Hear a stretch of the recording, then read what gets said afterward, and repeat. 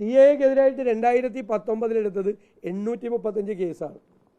8/8/2023 ഇപ്പോൾ തൊട്ട് മുമ്പ് തന്നിരിക്കുന്ന 5 മാസം മുമ്പ് തന്ന കേസിൽ മുഖ്യമന്ത്രി പറഞ്ഞിരിക്കുന്നത് ആകെ 63 കേസുകൾ പിൻവലിക്കാൻ വേണ്ടിയിട്ടാണ് NOC കൊടുത്തിട്ടുള്ളത്.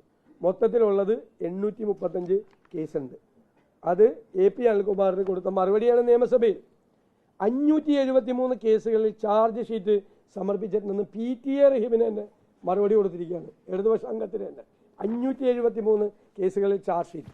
എന്നിട്ട് മുഖ്യമന്ത്രി പറയുകയാണ് കേസുകളൊക്കെ ഇല്ലാതായാൽ, കേസുകൾ ആവിയായി പോയാൽ, കേസെല്ലാം കൂടി കുറേ കേസ് ഇല്ലാതായത് ഈ പാവപ്പെട്ടവനെയൊക്കെ ശിക്ഷിച്ചു, ഫൈൻ അടിപ്പിച്ച് ലക്ഷക്കണക്കിന് രൂപയാണ് ഫൈൻ അടിപ്പിച്ചത്. അപ്പോൾ 2019 CAA-ക്കെതിരായിട്ട് കേരളത്തിൽ നടന്ന പ്രക്ഷോഭങ്ങളിൽ പിണറായി സർക്കാർ എടുത്തത് 835 കേസാണ്. അതിൽ ആക്രമണ സ്വഭാവമുള്ള 102 കേസ് ഒഴിച്ച് ബാക്കി എല്ലാ കേസും 733 കേസ് പിൻവലിക്കും എന്ന് പറഞ്ഞിട്ട് 69 കേസ് മാത്രം പിൻവലിച്ച് BJPക്ക് കൂട്ടുന്ന ആളാണ് ഈ മുഖ്യമന്ത്രി പിണറായി വിജയൻ. BJPയെ സന്തോഷിപ്പിക്കാൻ വേണ്ടിയിട്ടാണ് കേസ് പിൻവലിക്കാതിരുന്നത്. ഇപ്പോൾ രാഹുൽ ഗാന്ധിക്കെതിരെ പറയുന്നത് എന്തിനാണ്? BJPയെ സന്തോഷിപ്പിക്കാൻ വേണ്ടിയിട്ടാണ്. രാഹുൽ ഗാന്ധിക്കെതിരായിട്ട് അദ്ദേഹം സംസാരിക്കുകയാണ്.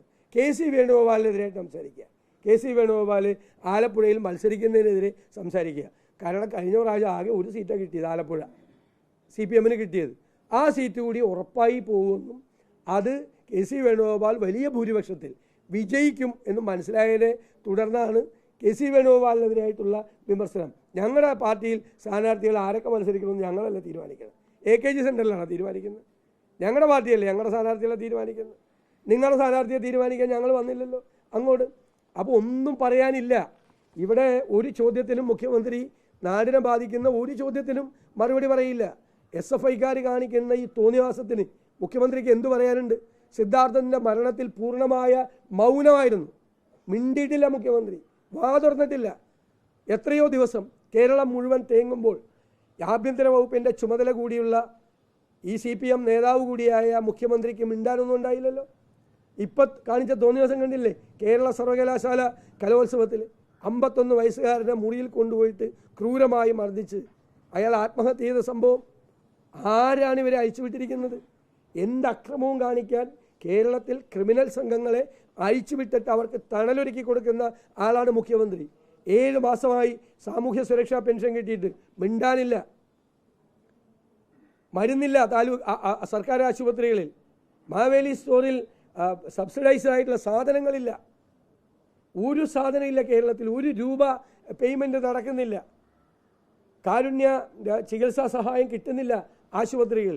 ജനങ്ങൾ പ്രയാസപ്പെടുമ്പോൾ പച്ചക്കള്ളം പ്രചരിപ്പിക്കുകയാണ്. CAA സംബന്ധിച്ച് മുഖ്യമന്ത്രി നടത്തിക്കൊണ്ടിരിക്കുന്നത് മുഴുവൻ തെറ്റായ പ്രചരണമാണ്. അദ്ദേഹം കേസ് പിൻവലിക്കാതെ BJPയെ സന്തോഷിപ്പിക്കാൻ അവരുടെ കൂടെയായിരുന്നു ഇത്രയും നാൾ. ഇപ്പോൾ രാഹുൽ ഗാന്ധിയെ വിമർശിക്കുന്നതിന് അതിന് വേണ്ടിയിട്ടാണ്. രാഹുൽ ഗാന്ധി ജാഥ നടത്തുന്നത് ആർക്കെതിരെയാണ്? നരേന്ദ്രമോദി ഭരണകൂടത്തിനെതിരായിട്ടാണ്, സംഘപരിവാർ ശക്തികൾക്കെതിരായിട്ടാണ്, അവരുടെ ഭിന്നിപ്പിൻ്റെ രാഷ്ട്രീയത്തിനെതിരായിട്ടാണ് അദ്ദേഹം ജാഥ നടത്തുന്നത്. കിലോമീറ്ററുകളോളം അദ്ദേഹം ജാഥ നടത്തുന്നത്. എന്നിട്ട് രാഹുൽ ഗാന്ധിയെ സംഘപരിവാർ വിരോധം പഠിപ്പിക്കാൻ വേണ്ടി ഇറങ്ങിയിരിക്കുകയാണ്. ഇവിടെ സംഘപരിവാറുമായി സന്ധി ചെയ്ത് കേസുകൾ ഒതുക്കി തീർക്കാൻ ശ്രമിക്കുന്ന ഈ മുഖ്യമന്ത്രി, രാഹുൽ ഗാന്ധിയുടെ ഓഫീസ് തല്ലിപ്പൊളിക്കാൻ ആളെ വിട്ട പാർട്ടിയാണിത്. അതും BJP നേതൃത്വത്തെ സന്തോഷിപ്പിക്കുന്നതിന് വേണ്ടിയാണ് അത് ചെയ്തത്. മുഴുവൻ ചെയ്ത അതിനു വേണ്ടിയിട്ടാണ്. BJP നേതാക്കളെ സുഖിപ്പിച്ച് കേസുകളിൽ നിന്ന് തലയൂരാനാണ് മുഖ്യമന്ത്രി ശ്രമിക്കുന്നത്. അതിനാണ് കോൺഗ്രസ് വിരുദ്ധതയാണ് ഇപ്പം മുഖ്യമന്ത്രിയുടെ ഏറ്റവും പ്രധാനപ്പെട്ട മുഖമുദ്ര.